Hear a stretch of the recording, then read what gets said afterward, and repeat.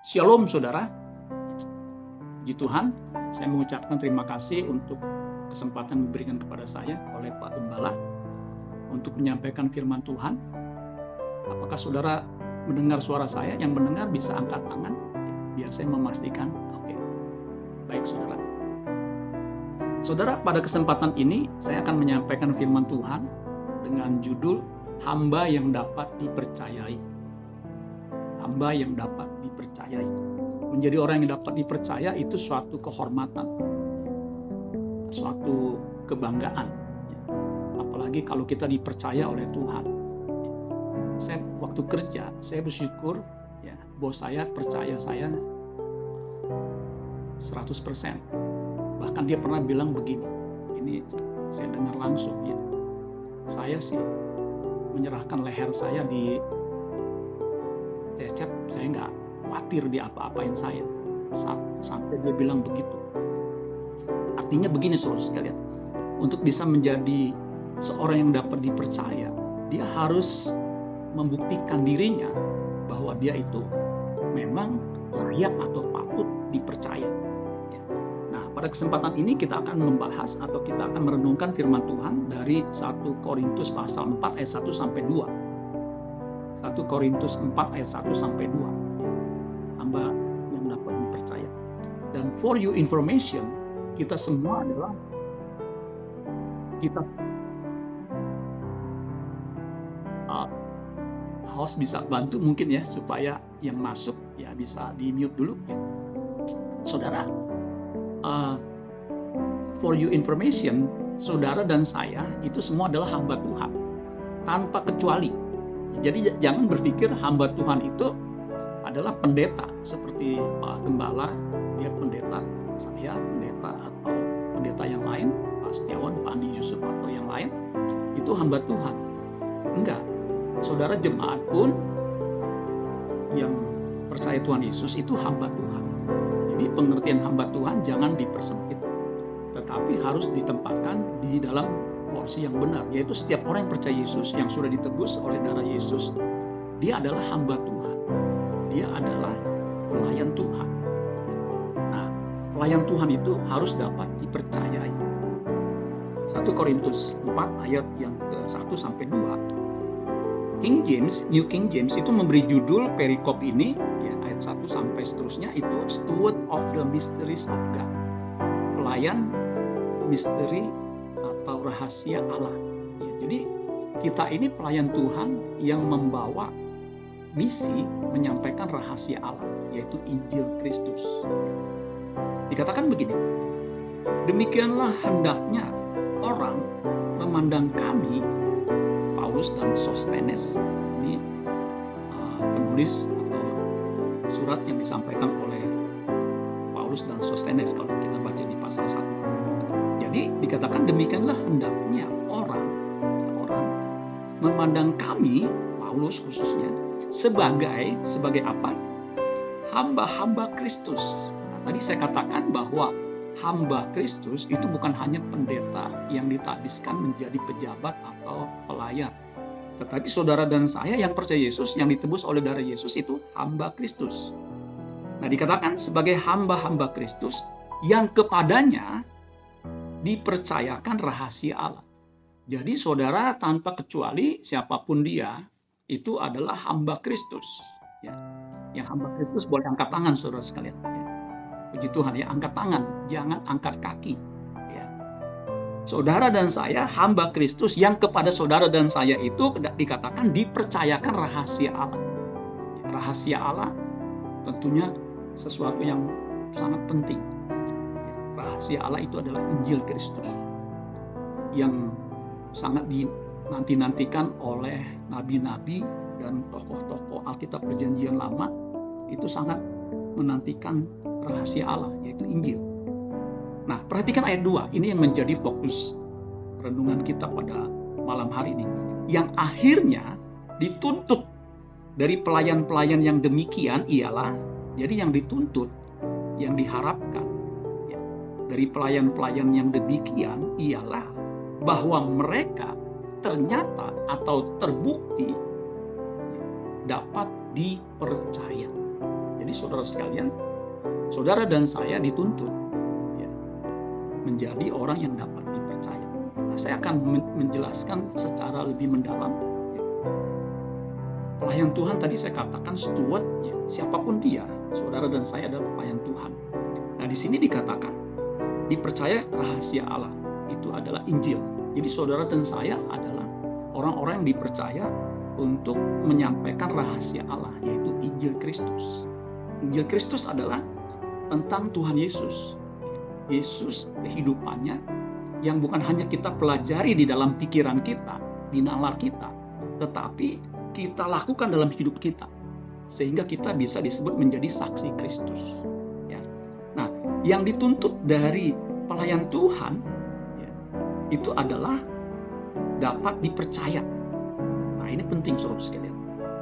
Kata dituntut di situ artinya diharapkan atau diinginkan begitu.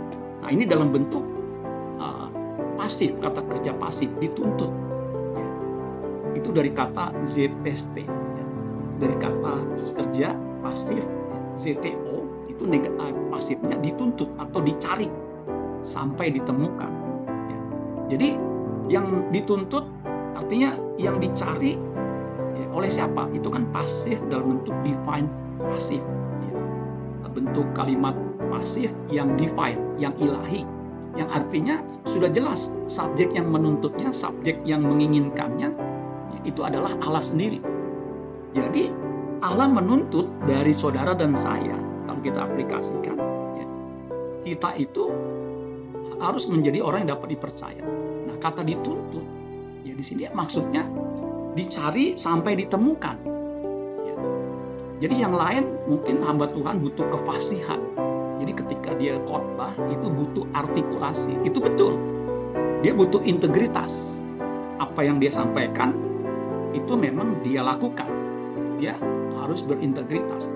Dia harus juga punya kemampuan menyampaikan secara sistematis dan runut begitu sehingga orang bisa paham.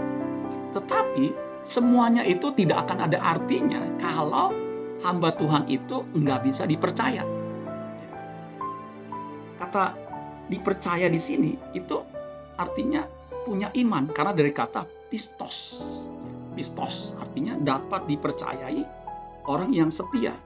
Pistos, ya, pistos itu ya, artinya iman, dapat dipercaya, setia. Tis itu someone, seseorang. Jadi yang Tuhan tuntut, yang Tuhan cari adalah pelayan Tuhan yang punya iman, yang setia, yang faithful, yang bisa dipercaya. Yang lain, ya mungkin kemampuan kita terbatas. Ya, saya terbatas, mungkin saya nggak bisa semua. Ya. Saudara juga mungkin terbatas, mungkin ada yang nggak bisa main musik. Ya. Mungkin ada yang bisa main musik tapi nggak bisa nyanyi. Ada yang bisa nyanyi nggak bisa main musik. Ada yang bisa menyampaikan firman Tuhan dengan baik, tetapi dia nggak bisa main musik. Ya. Nah, semua yang kita miliki kemampuan itu, ya, itu nggak akan ada artinya kalau kita nggak punya kesetiaan, nggak punya iman, pistos itu. Jadi seorang hamba Tuhan, seorang pelayan Tuhan, dimanapun dia, apapun jabatannya, posisinya, harus didapati setia, faithful, ya, harus bisa dipercaya. Yang lain boleh ada, boleh enggak ada. Artinya kalau dia nggak punya skill yang memadai, bukannya multi talent, itu masih oke. Tuhan memang tidak mencari itu yang utama. Karena yang utama yang dia cari sampai dia menemukan itu adalah kesetiaan, pistos, iman. Nah, saudara, ini kita mesti paham bahwa yang Tuhan inginkan sesungguhnya dari kita itu bukan skill kita, kemampuan kita. Makanya bukan orang yang berseru Tuhan yang masuk dalam kerajaan surga, melainkan mereka yang melakukan kehendak Bapakku di surga. Kalau kita protes, aku kan sudah mengusir setan, bernubuat demi namamu, bahkan mengadakan banyak mujizat. Nah, itu kan prestasi-prestasi rohani yang kalau dia sebagai hamba Tuhan pasti menjadi orang yang dicari, ya, demanded, yang diinginkan. Tetapi di hadapan Tuhan, kalau orang yang demikian, dia nggak punya kesetiaan dalam melakukan kehendak Allah, nyah kamu dari hadapanku pembuat kejahatan. Jadi yang dituntut yang diinginkan, yang sangat dicari Tuhan adalah kesetiaan. Karena kesetiaan itu butuh pembuktian. Orang bisa dipercaya itu karena sudah membuktikan bahwa dia dapat dipercaya. Nah, untuk membuktikan kita sebagai orang yang setia, itu kita harus menghidupi seumur hidup, dari menit ke menit, dari detik ke detik, menit ke menit, hari demi hari, bahwa kita ini menjadi orang yang setia. Baru-baru ini saya kaget. Sebenarnya tahun lalu saya udah kaget. Ada seorang, dia WL di Hillsong.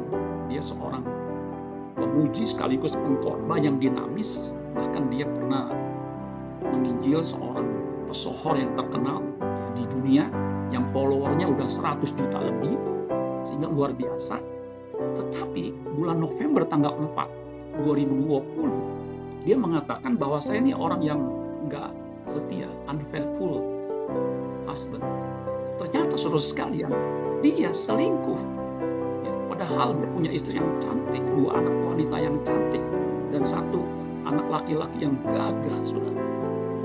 Akhirnya dia mengundurkan diri sebelum dia dipecat. Dia mengaku bahwa saya unfaithful, saya nggak setia, sehingga pelayanannya berakhir. Kalau saudara cari nanti di Google, saudara tahu orang itu luar biasa. Kalau dia memuji Tuhan, itu luar biasa lah. Mungkin di kalangan kita jarang orang yang bisa memuji Tuhan, main musik seperti itu. Ya, jadi kalau dia memimpin pujian, ya, itu begitu banyak penggemarnya.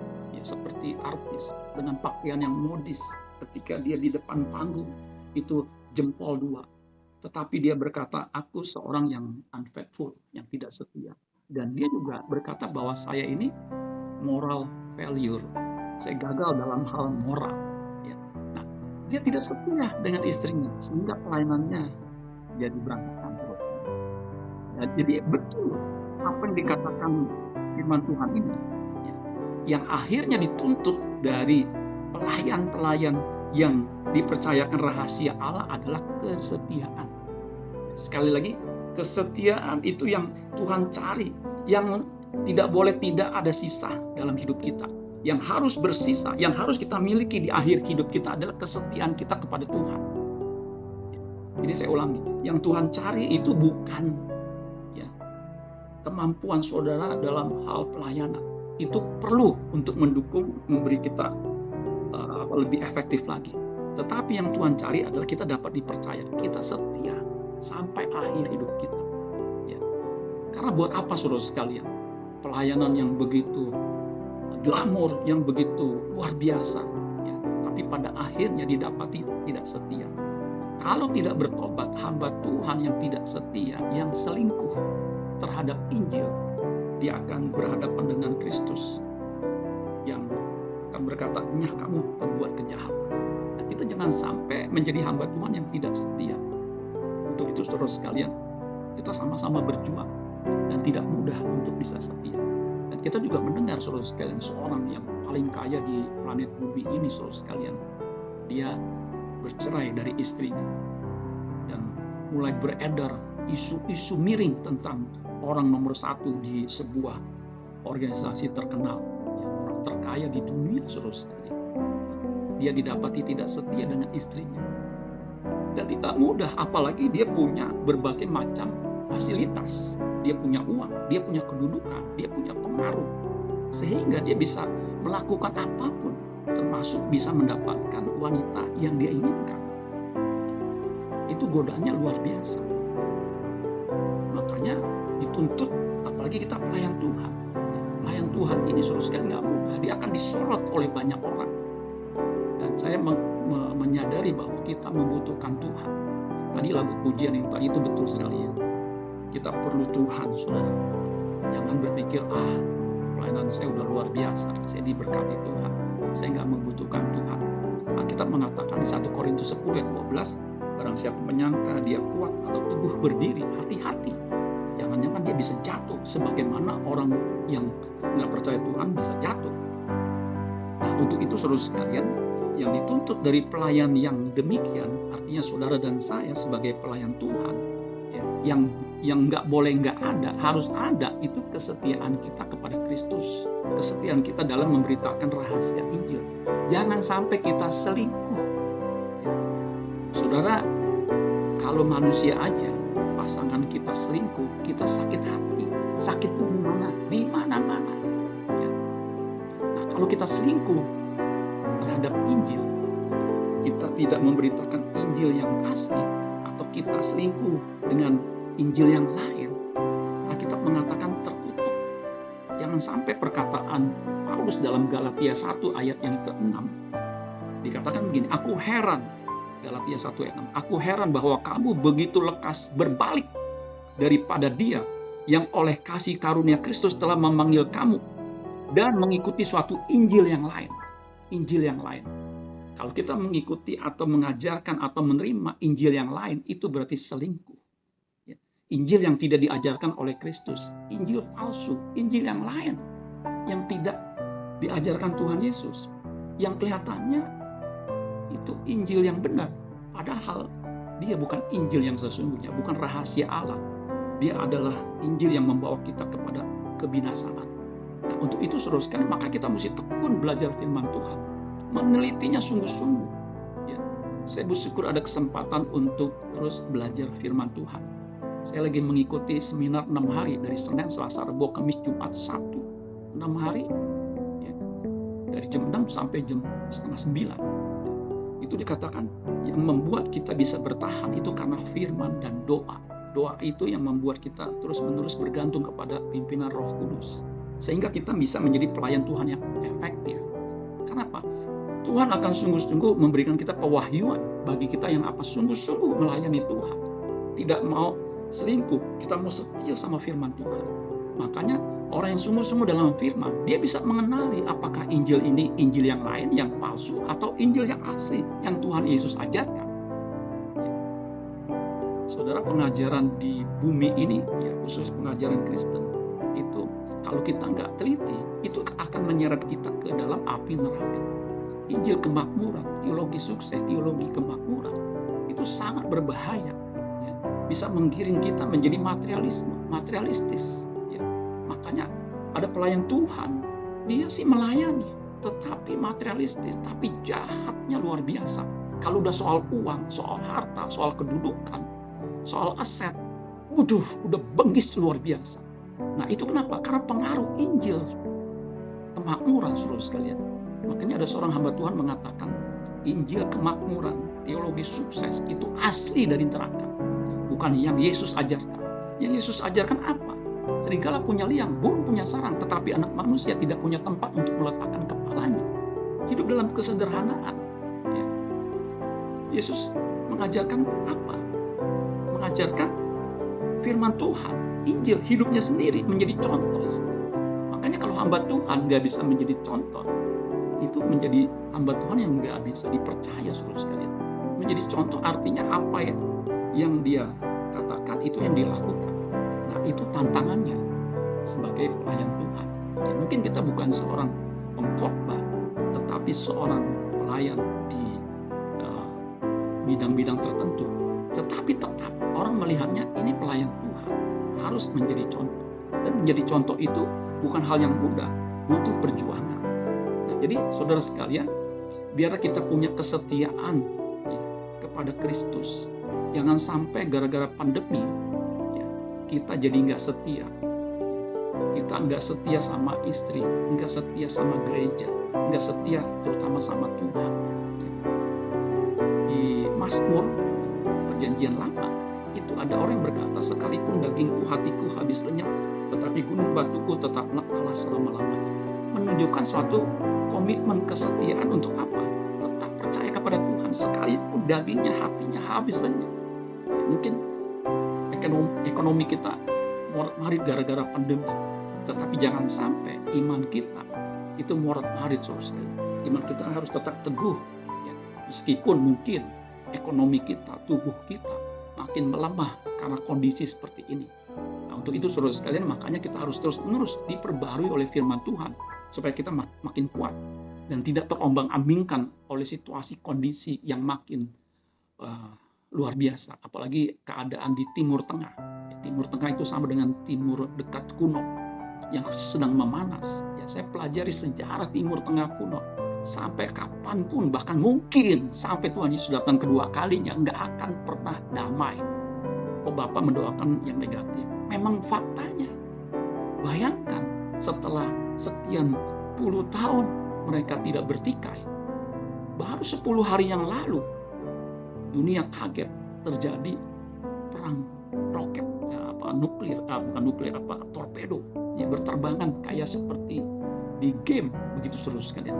Dan ini baru gencatan senjata sehari yang lalu. Jadi saudara sekalian, dunia makin tidak karuan. Untuk itu saudara sekalian, biar kita tetap setia. Dan saya percaya pemeliharaan Tuhan itu sempurna atas kita semua. Kalau kita sungguh-sungguh melayani Tuhan, menghidupi Injil Kristus, rahasia Allah yang Tuhan percayakan kepada kita. Nah, saudara-saudara sekalian, biar kita menjadi orang yang dapat dipercaya. Sebab Tuhan menuntut dari pelayan Tuhan yang dipercayakan rahasia Allah, yaitu memiliki iman di bumi, yaitu kesetiaan. Makanya ketika Yesus anak manusia itu datang, di Lukas pasal 18 ayat 5, adakah ia jumpai iman di bumi ini? Saya berharap saudara memiliki iman, kesetiaan, ya, ketika dia datang kedua kalinya. Atau kalaupun dia nggak datang kedua kalinya, kita yang kembali kepada Tuhan, kita didapati hamba yang setia. Dan Tuhan berkata, baik sekali perbuatanmu, hambaku yang setia. Mari masuk, nikmati kemuliaan surga buat kamu selama-lamanya. Amin. Tuhan Yesus memberkati.